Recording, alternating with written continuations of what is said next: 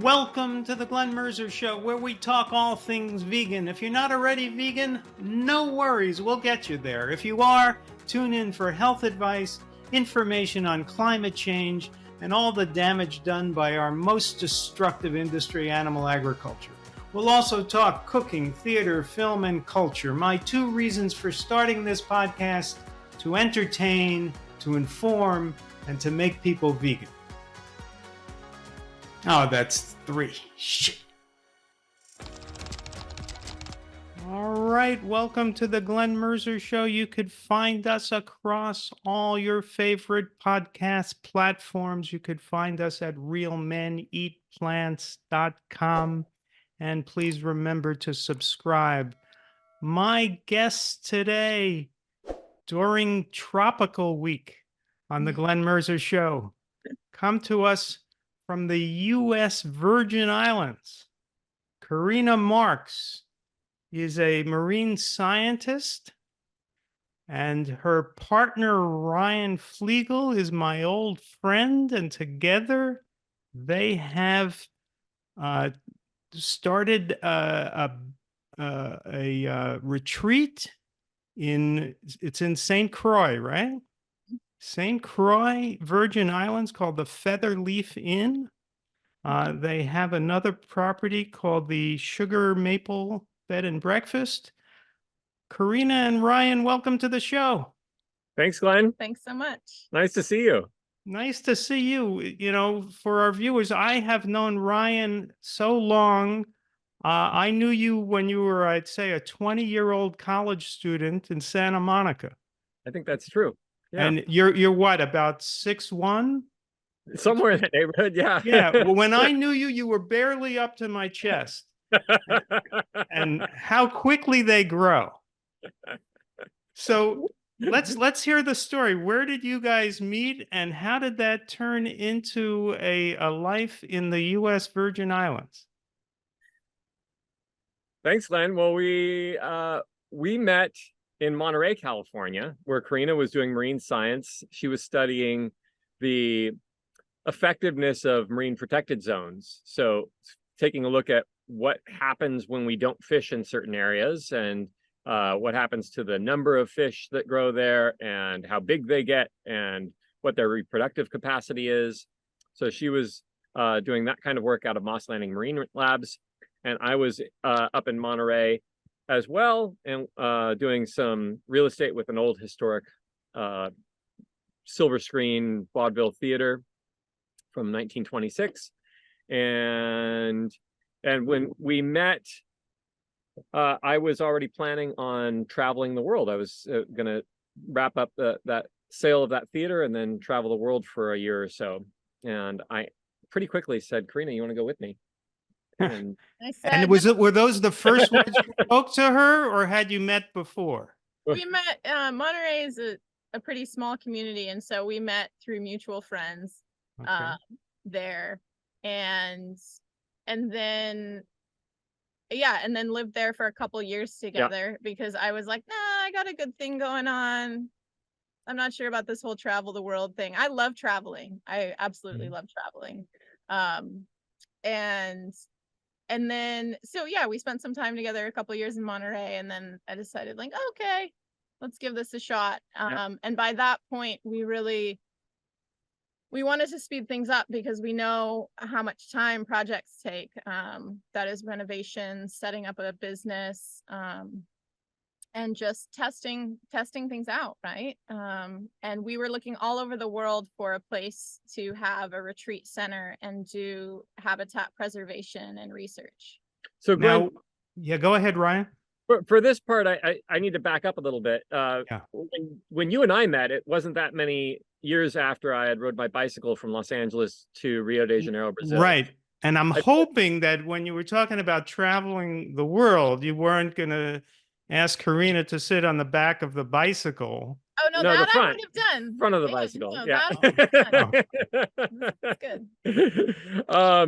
So when I rode my bicycle from LA to Rio de Janeiro, I got to experience and witness firsthand the destruction that countries like the United States, countries of consumerism, we're having around the world on other countries. And so this is true whether we're clear cutting the rainforests for logging and cattle ranching, or whether we are pulling every last shellfish out of the ocean because the appetite for them has grown past coastal communities and inland, and even getting shipped abroad.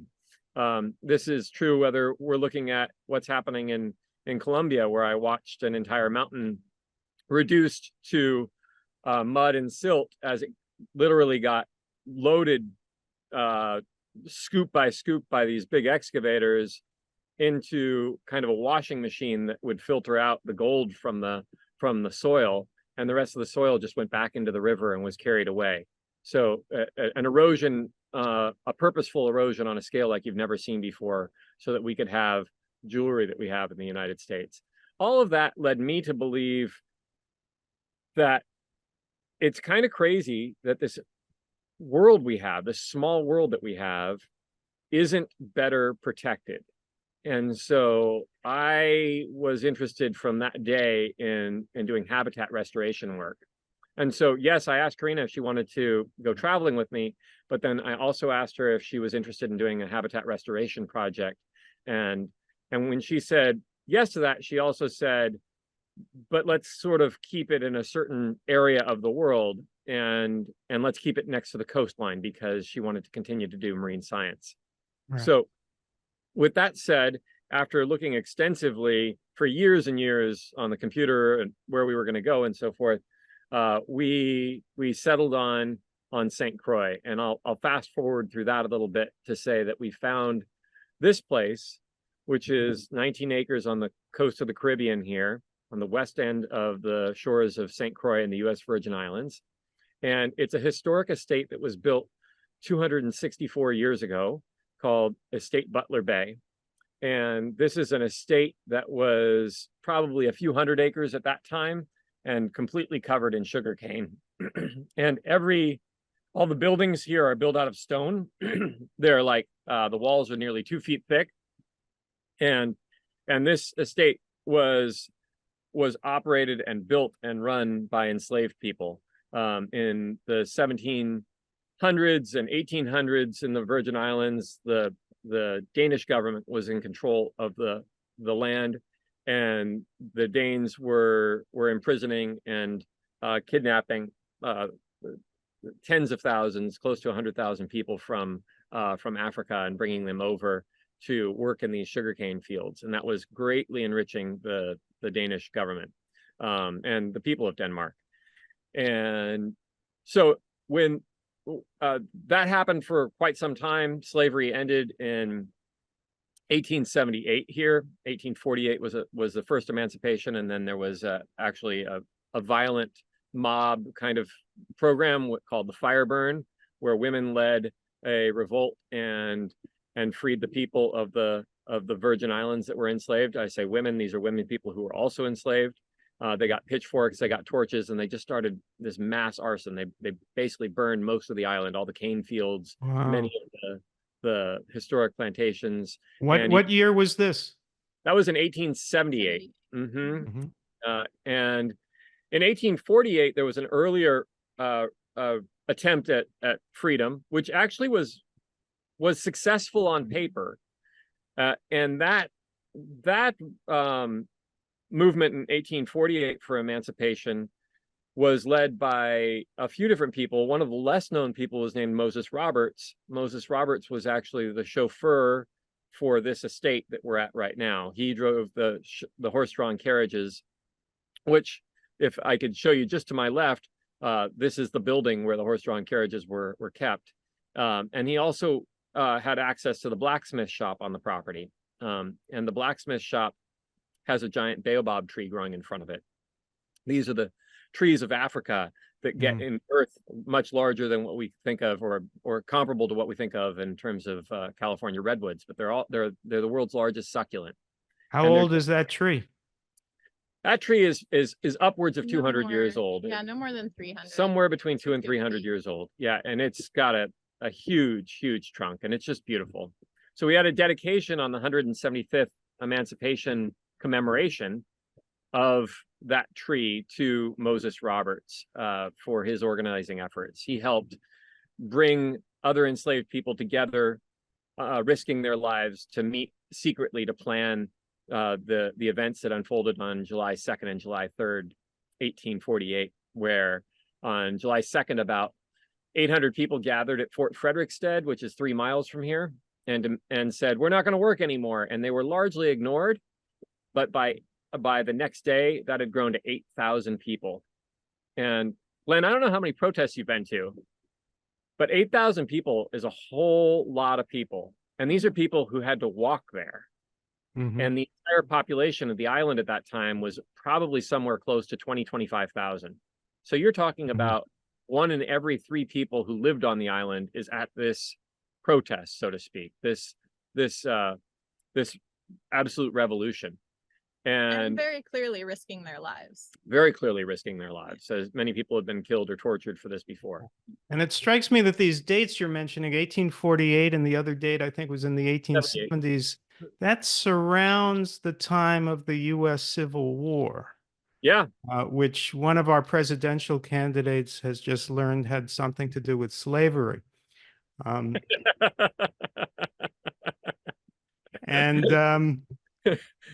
So was there at the time a lot of awareness between what was going on in the abolitionist movement in the United States and in the Virgin Islands? I would say very little.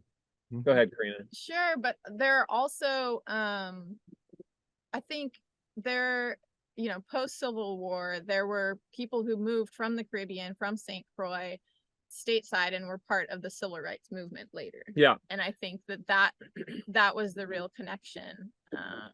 Yeah, Alexander Hamilton has roots in this island, St. Croix. So certainly there were people who understood some of that, but the day-to-day, the people who are in the fields here and enslaved barely had knowledge of what was happening 5 miles away from them, let alone 1,200 miles. So I would say not so much in that way, but I don't want to undermine the people that were able to learn and travel and see what was happening at that time too, because there were some that were very involved. Are there any historic sites there that have anything to do with Alexander Hamilton?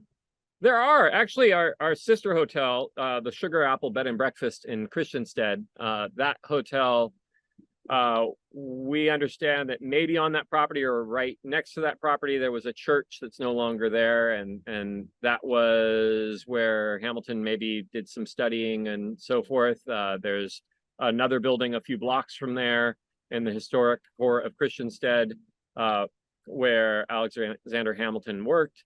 We believe we know the site of his, I want to say his mother's grave site is at another historic building.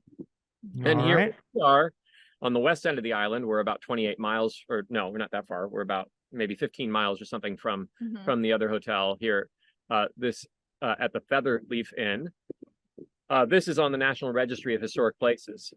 So, well, could I give you some marketing advice? Sure, go ahead, Glenn. In Verona, there is a very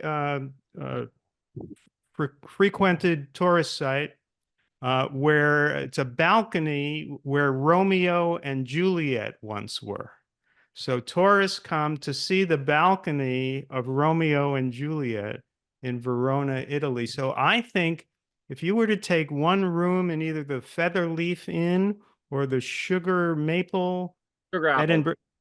What's that? Sugar Apple. It's called the Sugar Apple. The Sugar Apple is actually a fruit that most people in stateside don't know about, but it's a tropical fruit.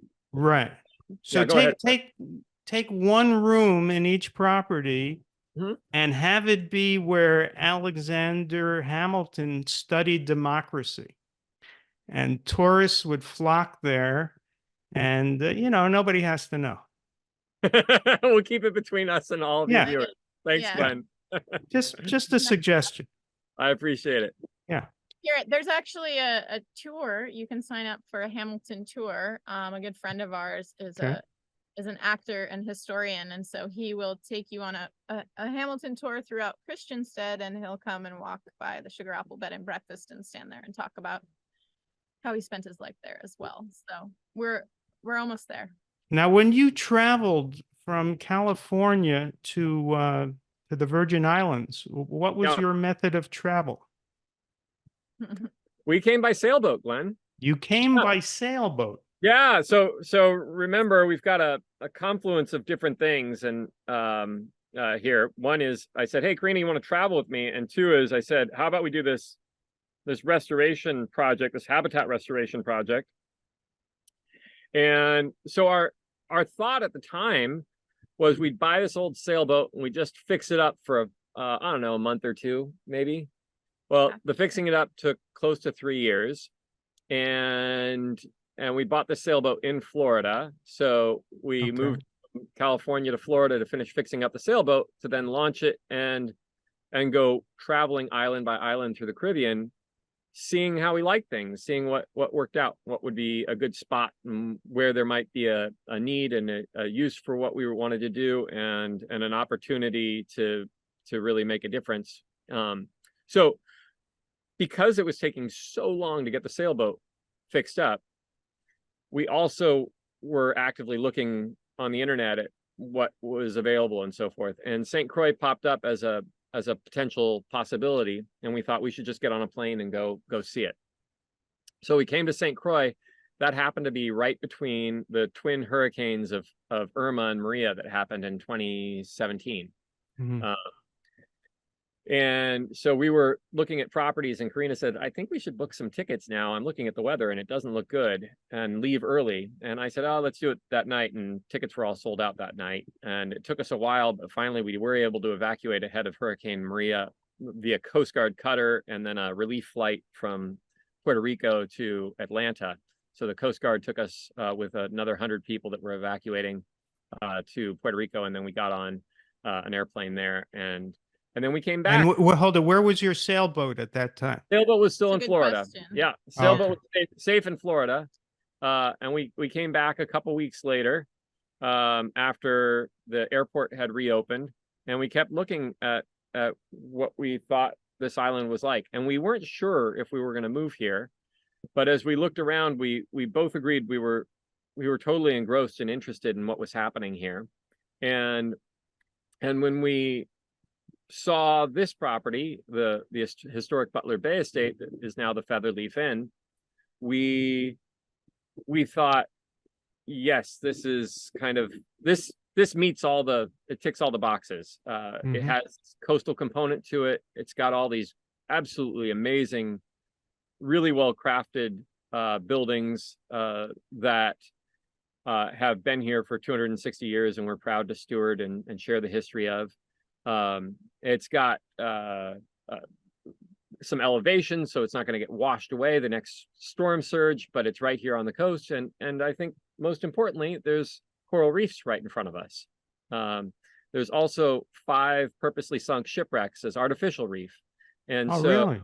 Yeah, this is actually one of the top dive sites in the entire Caribbean. The dive boats come here every day. Actually, I think over our shoulders, but behind the tree there's a huge mega yacht parked right now. They're scuba diving the shipwrecks as we speak. And yeah, it's a really beautiful place. So maybe I'll stop and let Corina tell you a little bit about how we've established our dive, sorry, not our dive program, but our coral conservation and restoration program here. Yes. Tell us about the Coral Reef Restoration Project. Yeah. Thanks. We are, Caribbean reefs are really impacted. They're like, as far as worldwide reefs go, they've been in decline for a long time, and they've also been like researched for a while as well. Of course, in marine science, it's like a 40 year data set is like really long, right? Whereas I'm sure they looked very different 100 years ago as well. But essentially, Ryan and I both like the idea of like increasing biodiversity and nature where we are, and kind of decreasing impacts on reefs as well as forests, and seeing what we can do to help the populations here. So when we came here, we were actually surprised to see as much coral as we we found in Butler Bay. And for a couple years, I worked with the Nature Conservancy and got to know the researchers at the University of the Virgin Islands, and just kind of saw what was happening in coral research and the trends that they were seeing, and finally decided that I wanted to steward a coral restoration site here. So we're basically coral gardeners. There's coral restoration is a misnomer because to restore an entire reef is impossible, but we can garden.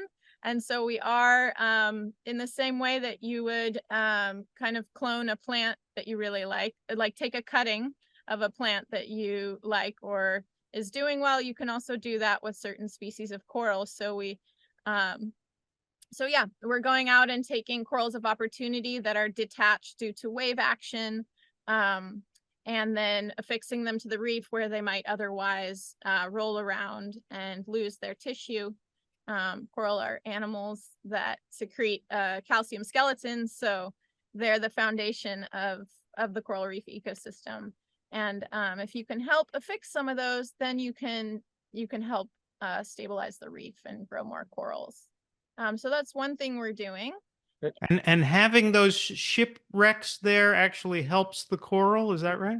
It doesn't necessarily help the coral, but it does provide like structure, three-dimensional structure in what would be a flat, sandy bottom ecosystem. So having any type of structure provides a home, a refuge for fish and turtles. So you'll see, like, that's why they're great dive sites, is you'll see more fish and turtles around there. And there are some corals growing on them as well, but some of them the corals don't grow on, and that might be depth or other factors, like because coral settles on different structures, like in its life cycle, it settles out of the water column, and depending on whether that substrate that they land on is suitable, they'll grow there. So you've lived there now 5 or 6 years, is that right? Now, Yeah, we just had hit the 6 years. Islandversary. Six years. And have you seen improvement in the coral thanks to your efforts? We have. We've seen improvement. We've also seen decline. It's been some of both. So I would say throughout the Caribbean and even throughout the world, corals are being impacted by really human-caused problems. Overfishing, global warming, and the warming sea temperatures are big ones. Sediment from development that's washing over the reefs. Corals are filter feeders, so when you blanket them with sediment, they get essentially suffocated if that happens long enough. So we've had a couple of big issues happening regionally, meaning through the whole Caribbean and parts of the Atlantic in the last few years. One is that there's been a disease that has washed over the corals called stony coral tissue loss disease. And that has been just gobbling up corals and killing them off at an alarming rate. And then the other thing that's happened is that just a few months ago, we had exceedingly warm sea temperatures for a good month or so, and that caused some bleaching of corals. So corals live as with a symbiont. They have an algae that lives within them. So they're an animal, but they live paired with this algae, just like we have bacteria in our gut and so forth. The corals have an algae that lives with them. And if the ocean gets too hot, the algae leaves the coral or is either expelled or dies off, and the coral bleaches. And if that happens for too long, the coral permanently dies. And we've seen that with this bleaching event, some permanently died and some are coming back. Some are getting that algae back, that symbiont back, and are able to live still.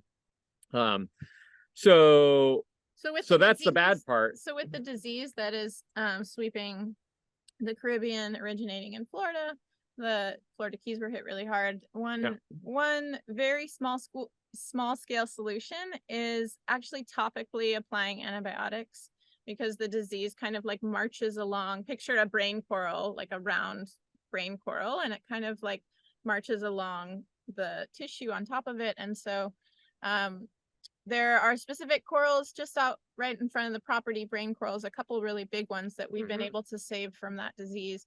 And it really is, like I said, you're just saving a few, we call them colonies, coral colonies.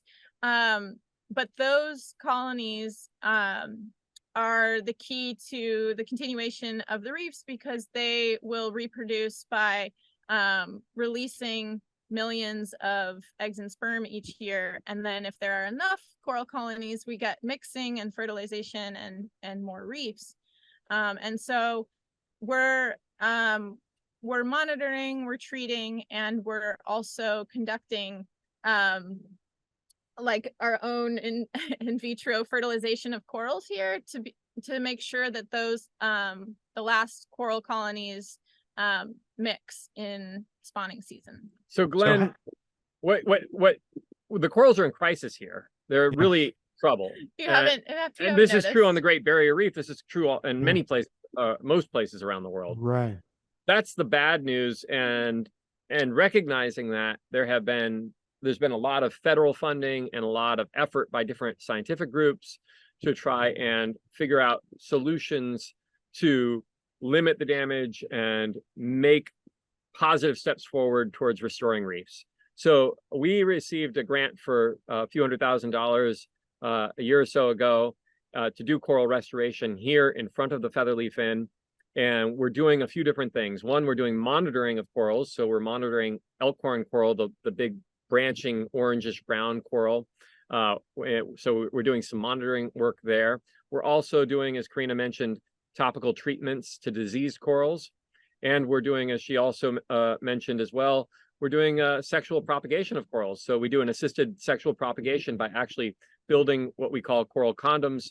These are fine mesh nets that we go and swim out, usually at night when corals are spawning once a year. Each coral colony, each species spawns simultaneously, usually one time a year. And scientists have been able to track this by sharing data and learning about this over the last 20 or 30 years. And so we know more or less, in accordance with the moon cycle, maybe it's 3 days after a full moon and 55 minutes after sunset or something like that, when a coral species is likely to spawn. With that grant fund, we've been able to hire a team of divers to work with us. We go out onto the reef and we each put coral condoms over that species of coral. And then if they spawn, as we think they are, then we are able to capture the sperm and egg of those corals, bring them to shore, mix them all together so that you get sperms and eggs from different coral colonies for the genetic diversity.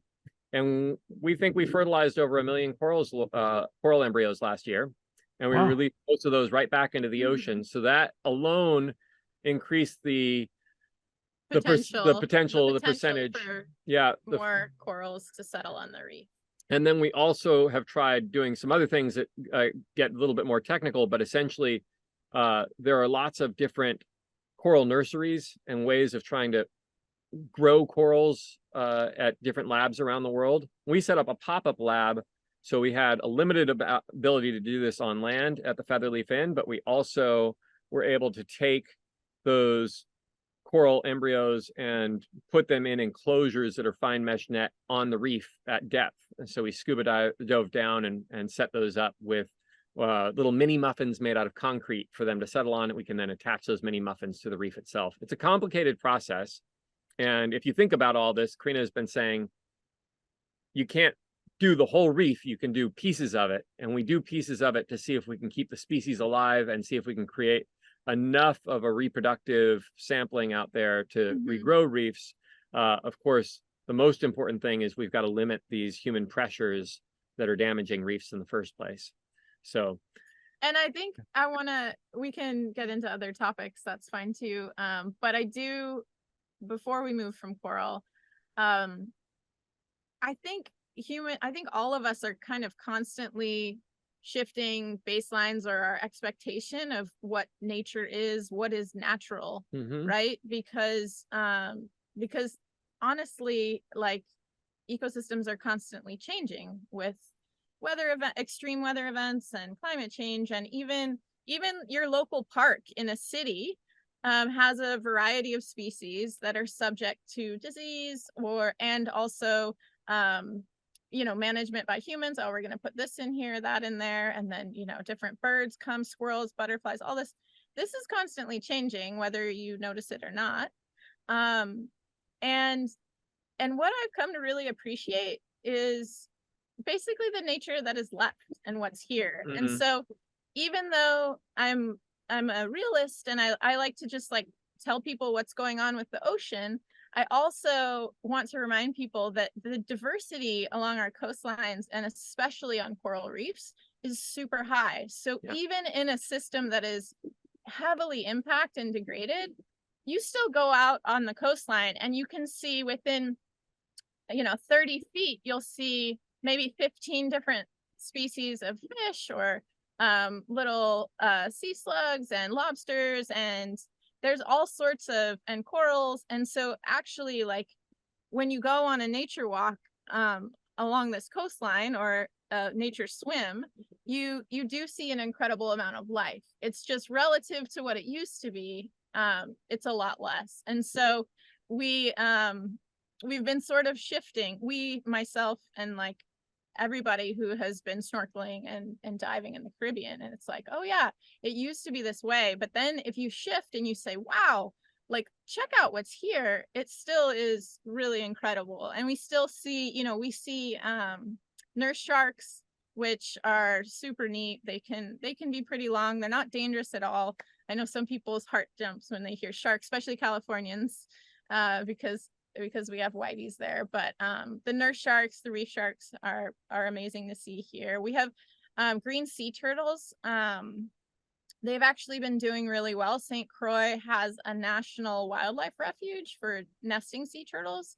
And there's 3 main species: hawksbills, green turtles, and then the giant leatherback sea turtles. And so green sea turtles, their populations have been sort of stabilizing, which is exciting because all sea turtles are endangered. And so we see them right out here in the bay. Yeah, and then we see seasonal changes. We still see parrotfish and the Nassau grouper. I know these are all like unfamiliar fish species maybe to the West Coast, but there's a lot. It's still exciting every time we go out there. It's just that we understand that it's a lot less than it used to be. Do other marine scientists come and visit to see your work? Yeah, and that's been really satisfying. I've networked with Woods Hole Oceanographic, so they've done their graduate course here. They do like a 10-day to 2-week field component. And then there's the Sea Education Association. So we're hosting like marine science education groups. And then from time to time, we get guests who I talk to, or I see them pull their scuba gear out. And so I'll talk to them and I'll say, oh, what are you up to? What do you want to do? I give them tons of information about where you can do shore diving, who you can call if you want to boat dive or just snorkel. And then if we're doing something, we'll take them out diving. So I think we are not, we're trying to limit the impact of divers in the shallow coral restoration areas, because that's a really big deal. Hawaii has seen that, once you protect an area for nature and you open it up for tourism, you have to really do that delicately and in a smart way, because the more traffic, the more potential harm there is to the reef. And Corina's talked about like those science groups that have come to spend time here with us, those student groups, but we've also done outreach locally on the island and shared what we've been doing. We've had an open house at our pop-up lab for people locally on the island to attend, and we've talked with student groups here, and we're excited about expanding that in the coming year. I mentioned that we got a grant, but we've also applied for a couple of larger grants, and we're hoping those come in because they'll really enable us to do a lot more outreach with student groups and incorporate their learning and participation in the coral research work, coral studies that we're doing. Oh, I also want to share, Glenn, you asked if what we were doing with coral works, and Corina likes to give this dose of realism that's so important, but I also want to share that one. Share the not real stuff. Yeah, no, not the not real stuff. What are you talking about? Tell a few stories. No, none of that. Just kidding. None of that. I'm just kidding. I mentioned a number of ways that we're doing coral restoration work here, but one that we're doing is called fragmenting corals. So we find chunks of elkhorn coral that break off in the waves, and they're still alive, but if they're left to just roll around, But did you say how many fragments? What just happened there? What just happened? Corina says, "Yeah, Ryan, he heard this part already." No, But no, it's okay. we mentioned coral fragmenting, but I want to say that them. yeah, but we take those and we break them into smaller chunks. Each chunk is now a new colony, and those colonies we're able to go down to the seafloor and with a nail and a little clip that looks like an extended paper clip, we're able to attach them to the seafloor. Okay. And those little colonies that we have attached are doing surprisingly well. We've seen them grow just in the last, how long has it been now? Well, 8 months or something? The thing is, so we have over 280 new little corals, right? And right on. A small percentage are still alive, but the exciting thing is through this huge heat wave that the Caribbean had, they did really well. They're in very, very shallow water and they're new colonies. And so there's this excitement of like the ones that are still here are like stronger and resistant. And so we're attempting to extend the footprint of the coral reef into new and different areas, so it's bigger. And so those fragments that we've reattached, some of them are doing quite well. And that's exciting. Well, that's great. Yeah. All right, we're going to take a quick break and we'll be right back with Corina and Ryan, and we'll learn more about coral condoms, something that isn't discussed on many podcasts. All right, if you've ever wanted to show off your plant-based lifestyle and do it in style, here's your chance. We have some of the most amazing t-shirts, hats, accessories, coffee mugs, and more at shop.realmeneatplants.com. We have statement t-shirts that will bring a smile to everyone's face. I love the I Want Tofu Tonight tee. Plus, we have podcast tees, Real Women Eat Plants gear, Real Kids Eat Plants, and Real People Eat Plants, just in case men, women, and kids didn't cover it all. Yeah, we love you and love that you want to show off that healthy lifestyle of yours. Again, check out our high-quality gear at shop.realmeneatplants.com and enjoy.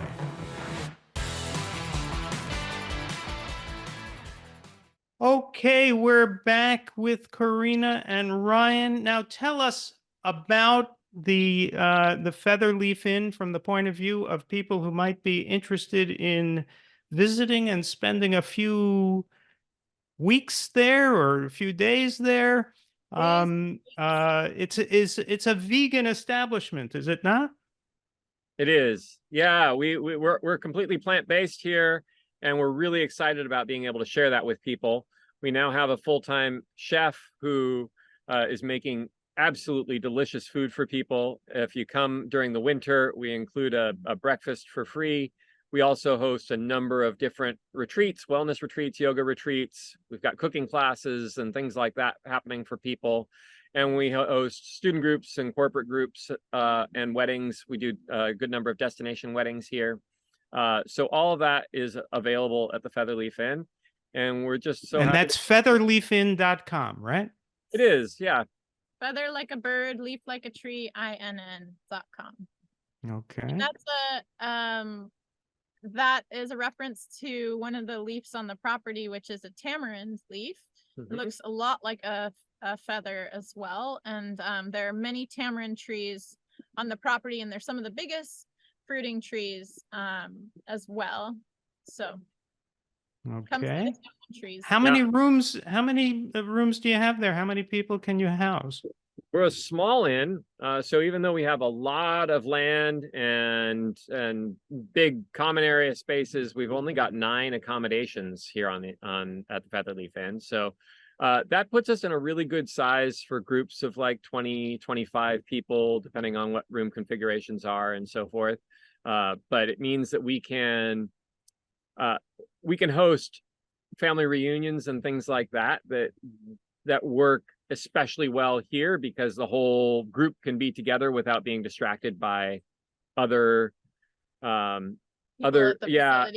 if you're in a larger hotel and you're sort of lost within that wash of people. Here it's a great focus to have and your own space.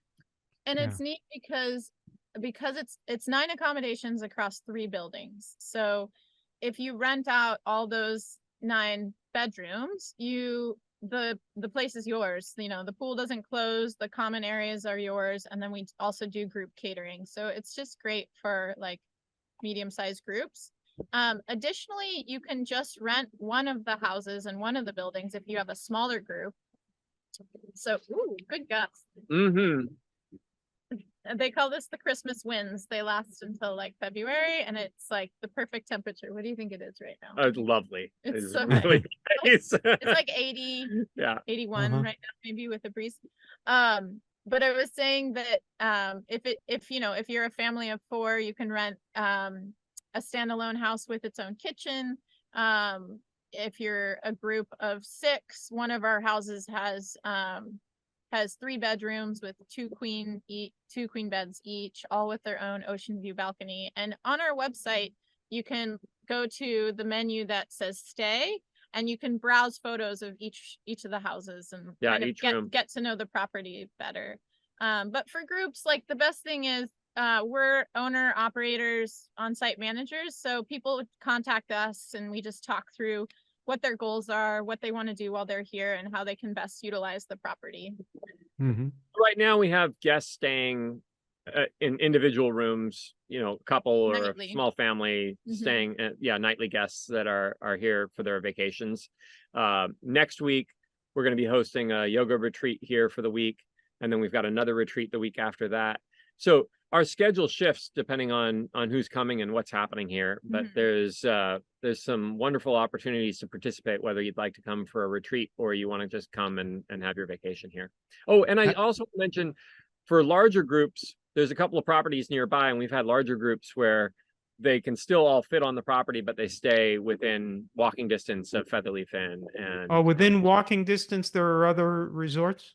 not resorts, but some vacation rental, larger Uh-huh. homes, and a neat little place down the road that works out pretty well. And so we've been able to accommodate larger groups because we've had weddings closer to 100 people, and then you've got a lot of people flying in that need places to stay. Okay. Now, do you still have your sailboat? Thank you and no. Yeah, the sailboat was a neat project, but we didn't do a lot of sailing. We did sail here from Florida after we bought the property. Uh-huh. We put the property under contract. We flew back to Florida. We spent a few days packing everything onto the sailboat. We got on the sailboat and we pushed off the dock and ended up back here a month later in time to close the sale of the Featherleaf Inn.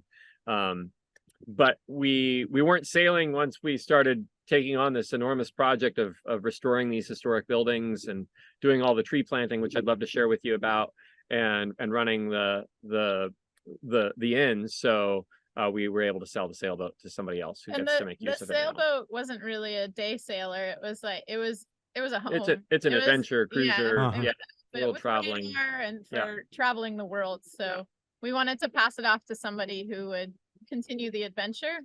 And Okay. we like going out on boats here, but we do it on other people's boats. Okay. So tell us about the tree planting.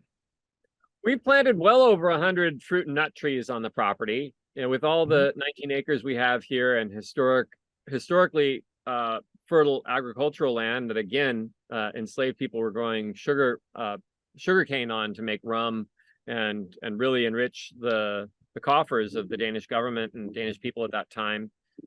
We're happy to now have done away with that monoculture and have this real biodiversity of a nascent little young food forest that we've started. So we've planted everything from jackfruit, the world's largest fruit. Each fruit can be up to 80 pounds. We'll be happy if we get some that are 10 or 15 pounds. That they're pretty amazing. We've planted lots of coconut palms. We've planted lots of trees in the ananas family. These are the sugar apples that we were mentioning. The other property is named after. But also, it's probably one that people in the West Coast yeah, know. chirimoya or guanabana is the Spanish name for soursop, same fruit. We've planted nut trees like cashew and even some macadamia nut trees, avocado, breadfruit. You're missing the number 1 tree. Mango. How can you miss the number one, Ryan? The number 1 tree is mango. We've planted more mangoes than anything else, and a larger number of them. Mangoes grow super well on the island of St. Croix, and we love to eat the mangoes. And so we've planted a lot of different varieties. One, so we can have different tastes of mangoes, because mangoes are so delicious, but also so that they will fruit at slightly different times, and our season for harvesting mangoes will be a little longer. So yeah, lots of mango trees. There's some other kind of neat trees like peanut butter fruit or peanut butter fruit, Barbados cherry or egg fruit. Yeah. Peanut butter fruit. Think of a small little orange fruit, and you eat it, and it's like a peanut butter sandwich. Or maybe just peanut butter. You're making this up, right? I kid you not. Look it up, Glenn. Peanut butter fruit? Yeah, peanut butter fruit. We planted it. All right. Yep. And then how are these trees starting to produce fruit for you? They are, yeah. This last year we got to eat a good number of mangoes, not enough to have a wealth of them yet, but we hope to be able to share lots of fruit with guests that come here in the future. With all the fruit trees we've planted, as they start to really produce, it's going to be wonderful to share what we've put in here. I think it's important to share the seasonal component. Yeah. A few seasonal components of things on the island. So winter is when most people come, like December to April. However, mango season is June to August. So it's the warmer summer months. And the ocean is just perfect temperature then. It's like 82, 83 degrees. Super clear days. And we also have an annual mango festival that happens in June. We also have the Emancipation celebration in July. So that's kind of the summer activities that happen here.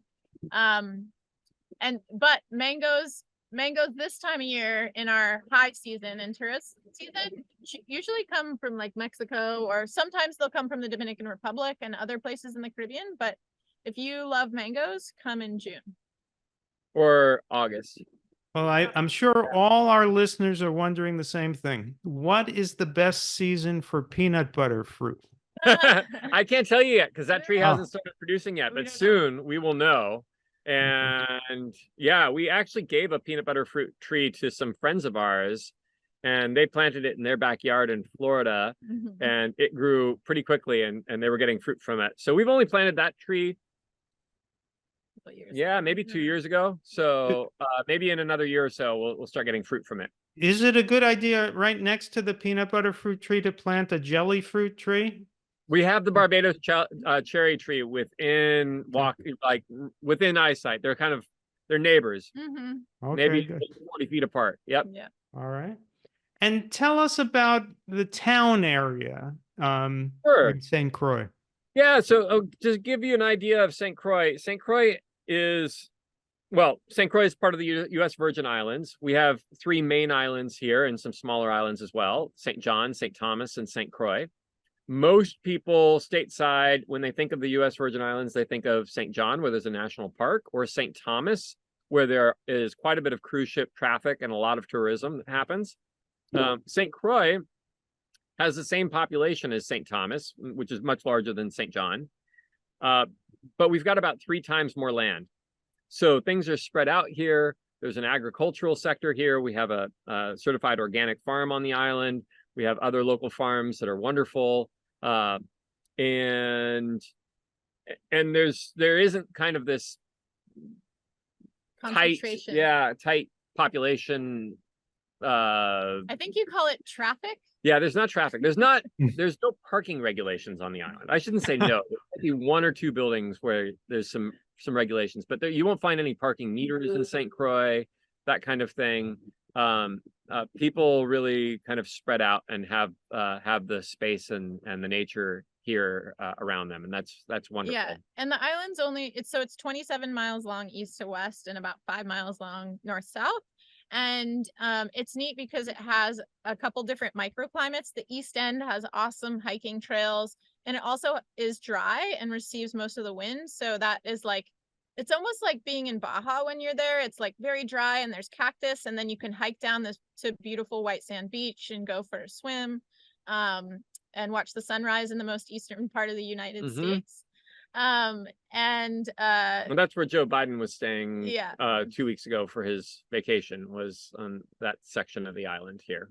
And then the North Shore has a small mountain range and these beautiful plunging hills, green hills that like meet the sea, and actually go to a seawall that's great for scuba diving. And that looks more like Hawaii or Tahiti.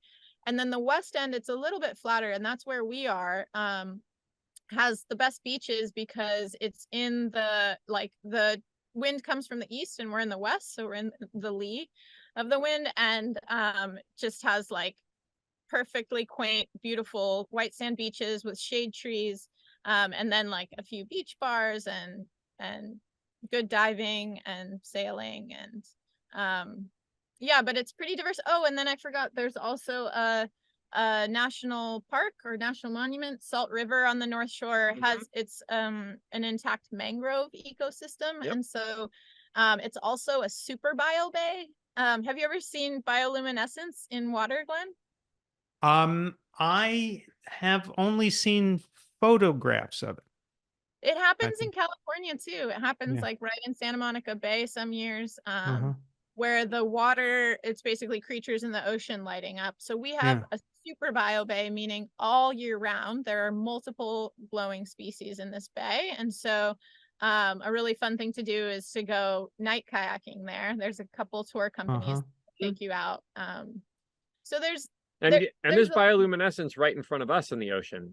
I was out with a group of people 2 nights ago snorkeling at night, and we turned off our underwater flashlights and started moving the water around, and it was awash with these little stars underwater. Is beautiful. It's just like moving shooting stars and stuff moving the water. So do you have any of those flying fish that jump out of the water? Absolutely. Yeah, we have ballyhoo and we have the winged flying fish. Absolutely, both of those. And I was swimming a few days ago, and a needlefish, pretty long, couple feet long, needlefish, like skipped across the surface for maybe 30 or 40 feet. It was fun to watch that. Yeah. Are there any bioluminescent flying fish? That would be quite a sight. No, but I'll blow your mind. There are bioluminescent jellyfish, Glenn. Really? Yeah, there's a harmless jellyfish that will light up when the water around it is disturbed, and it's like the size of an orange or a grapefruit, and it lights up like this glowing little jelly ball in the ocean. Right. I read once that jellyfish can live to be 500 years old. Is that true? I don't know. I'm gonna have to fact check that. Yeah, fact check that. I may be just making stuff up. I'm a marine scientist and a coral scientist, but I also have heard that corals don't necessarily age. So there's a lot to learn out there. Yeah. Jellyfish are complicated to study, so I think I'm interested. Now I gotta go. Actually, I'm gonna go look up. Now I'm interested. Yeah. So what's a typical day like for you guys in this heavenly paradise you live in? That's a little different than what it is for the visitors that get to come here, because we work a lot. And as you can imagine, with our hands in 2 small hotels here, and all the coral restoration work and the gardening work that we're doing, stewarding these historic buildings, running tours and so forth, we wake up and we work hard for a long time, and then we go to bed. That's our typical day. That was a very good description of your day. Within that, we get to do some pretty incredible things. So sometimes we get to be on a podcast. Sometimes we get to podcast. Sometimes we get to go scuba diving. So even when we're working hard, but we're underwater and we're watching the spotted eagle rays and the turtles and everything else out there, while we're attaching coral fragments to the bottom or putting out acoustic monitors, because Corina's got a whole program going on where we're listening to the reef as well. So we have underwater microphones or hydrophones out there. All of that stuff is part of the day. Is part of the day, and it's a pleasure. And I think it is that diversity of different projects we're doing, or the conversations we're able to have with guests, that sharing all of what's happening here in St. Croix that makes it enriching while we're here.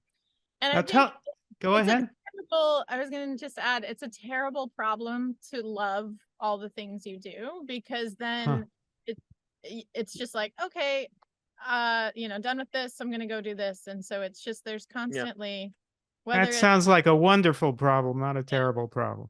it's a terrible problem. Tell us about your plans for the Sugar Apple Bed and Breakfast. So the Sugar Apple Bed and Breakfast is a 12 guest room hotel in the town of Christiansted. This is a historic town. There's two historic towns on the island, Christiansted and Frederiksted. And so guests that come to the Sugar Apple Bed and Breakfast get a little bit different experience than the Featherleaf Inn, which is they can just walk to all the restaurants. They have a town experience, but at the same time, they're in this little oasis where there's a saltwater swimming pool and gardens in a much smaller property than what we have here. But it's beautiful. We fixed that all up, and we have a manager who runs that, and we've now listed that for sale. So hopefully somebody will be able to get that gem and really love it. We think it's an incredible property, but we recognize that as stretched as we are, it'd be so much nicer if we're just focused on the Featherleaf Inn as we do all the expansion with marine science work and coral restoration habitat stuff here. So that's our focus at the moment. And so to my listeners out there and viewers, there's an opportunity to live in paradise at the Sugar Apple Bed and Breakfast and become the proprietor of that establishment. We have a website, actually, and it's Opportunity VI, Opportunity Virgin Islands VI.com, and you can check out and we also have a website that's sugarapplebnb.com, so you can look at the property at those two URLs or contact. Okay, sugarapplebnb.com. Spelling out bnb.com. Yeah, just this 3 letters, BN as in Nancy, bnb.com. Oh, yep. BNB. Yep. Yeah, like Airbnb. Right. All right. And how far away are the two properties from each other? 40-minute drive, Yeah. about 15 miles probably. Yeah. So but that's a 40-minute drive with no traffic, right? It's island driving, yeah. Not like in LA where we met. No, we've traded freeways for potholes, and we much prefer the potholes, though we wish we didn't have either, of course. Yes. Right. No, it's driving here is pretty easy compared to what I'm used to stateside. Absolutely. Now, have you had any hurricanes in the last 5 years? We have not. We've been spared, thankfully. We're pretty well prepared here. We're 100% solar powered at the Featherleaf Inn. We also have batteries and a generator should we need to use it and so forth. We've done a lot of wonderful things. As I had said before, the walls that are 264 years old on these buildings are nearly 2 feet thick and made out of stone. So that helps keep it cool, I would imagine. It helps keep it cool, and it obviously a lot of good structure for any windstorms to keep things carefully protected. But we spent a lot of time fixing storm shutters and upgrading roofs and doing all sorts of work to just make things stronger so that we can weather storms quickly and easily and be back up and running shortly after. And we put in a lot of redundant systems that basically I had learned installation on the sailboat about. So we have solar here. We're mostly off-grid at Featherleaf Inn with battery backup. Yeah. And we also have Starlink internet and a generator. So we have redundant power and internet systems so that for communications and luxury purposes. So if the systems go down, we're somewhat independent here, and that's by intention, by design. And we collect our own rainwater, Glenn. All the roofs at the Featherleaf Inn have gutter systems that lead into cisterns. We've got a huge old Danish cistern that is like single layer brick, kind of arched roof, and the cistern is bigger than a couple of swimming pools. It's a large covered water storage area. So we collect water from the rain, and then we filter and pump it, and we take charge of all that water system to keep everything running here as well. That sounds great. It's just one big sailboat. So, what are the next projects? Is there a next change you want to make to the property? I'm really excited about planting more fruit trees. So that'll be one of the next things that I want to get into. We've got a nursery here that's probably got 60 or 80 at least fruit trees in it right now that all need to go in the ground soon, and it'll be good to get those down. I mentioned the baobab tree that we have on the property. We've actually got a few full-grown baobab trees, and we've planted a few little young baobab trees, and I want to do more of those. And if we get this grant, we're going to do a whole coastal resilience program with tree planting between here and the town of Frederiksted, 3 miles away, and do a watershed management plan. We've started by working on the coral reefs and doing the habitat protection there. I mentioned that the work we're doing on the coral reefs is kind of in vain if we don't take away the negative pressures that we as humans are putting on those reefs. And one of those pressures is runoff and sediment. And so we're looking at doing this program, this plan where we work on how do we control the runoff that comes off the roads and development from the west end of the island and blankets the reefs. And so how can we figure out ways to create bioswales or retention ponds or deep-rooted plants and filtration with green medium to make it so that the water is retained on land and sequestered back into our groundwater supply here, and also so that sediment stays on land and isn't eroded away and washed into the ocean. And I know we're probably close to out of time, but one thing I'm excited about is potentially networking with some of the diabetes groups on island. I think that like expanding our plant-based commercial kitchen. We've been kind of quietly vegan and quietly plant-based, and we're ready to like upscale our cooking classes and also serve the greater community that are dealing with the top health struggles in the US. So heart disease, cancer, diabetes, absolutely. So the people who reside on the island are couple years facing the same metabolic disorders that the people on the mainland are. Of course, yeah, absolutely. So. I think part of the American influence here has been like fast food, just changed everybody's health.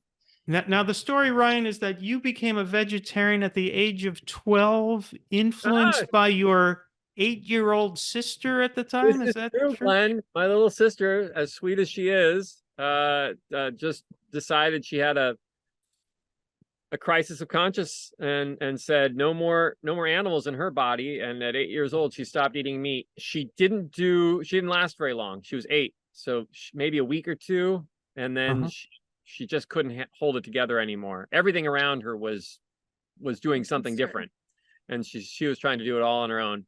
That was enough to make me think about it, though. I remember being at the table at my grandmother's house, and she had just pan-fried in butter a pork chop for me. Oh. And I was just like trying to say no thank you, which my family took to mean, Ryan, are you sick? Why aren't you eating this? This is what you love. And so, about a week or two after my sister stopped eating or started eating meat again, I stopped eating meat, and then she joined me again, and we've been vegetarian ever since. And a few years later, we stopped eating the dairy and eggs that we recognized were also part of the same problem. So you were vegan from about what, 15 or 16? No, a little later than that, I think. Okay. But I maybe since my early 20s. Yeah. Okay. Yeah. Yeah. Mm-hmm. So you had probably just gone vegan around when I met you. And Maybe. Corina, what's your story on this score? When did you go vegan?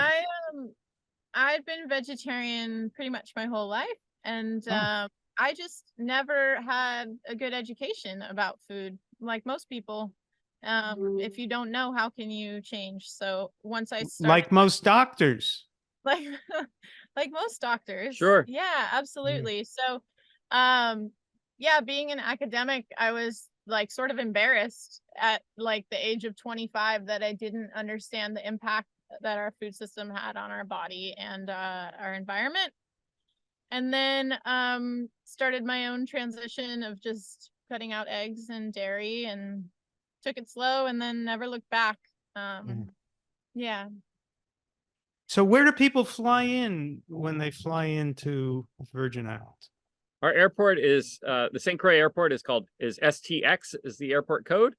And there's one airport on the island. It's about 25 minutes away. And there are direct flights from Miami, Fort Lauderdale, sometimes from Charlotte, sometimes from Dallas. And of course, you can also fly here through Puerto Rico or St. Thomas with connections there. But the direct flights on American and Spirit through Miami and Fort Lauderdale are the most popular choices. And then they take a taxi from the airport to your... Yeah, or rent a car or whatever they're doing. We're just 20 minutes from the airport. It's a small island, so. Okay. Yep. We also, I want to add in that we have snorkeling gear and bicycles for our guests to use that are complimentary. So I'm always happy to teach people the tips and tricks about snorkeling and enable them to ride a bike to the beach in town. Well, it sounds like the perfect place to spend a vacation or have a retreat. When you coming, Glenn? I hope to be there very soon. It'd be lovely. It's like 20 degrees here. It's cold. That 80 degrees looks good. Yeah. And there's this beautiful flower on the side of Corina's. That's bougainvillea. It's everywhere here. Yeah, I love that. It loves the tropical climate. Yeah. So like around the property is just like glowing with pink. Well, Corina and Ryan, thank you so much for joining us. And folks, you can find their establishment at featherleafinn.com. And then there's the opportunity to get involved yourself in that kind of life at opportunityvi.com, right? Yep. Glenn, thank you. It's been so wonderful to do this with you, and I so appreciate the decades you have been working on health and environmental education with your book writing and this podcast and everything else that you do. So thank you, Glenn. Well, thank you. And I've got this climate change thing almost under control. Perfect. I'll let the corals know. Yes, please do. So thanks so much. See you soon. Great. Okay, Bye-bye. Bye. This has been the Glenn Mercer Show, where everyone listening turns vegan, regains their health, and annoys their friends and relatives. Find us on YouTube at The Glenn Mercer Show and across all your major podcast platforms. Don't forget to subscribe.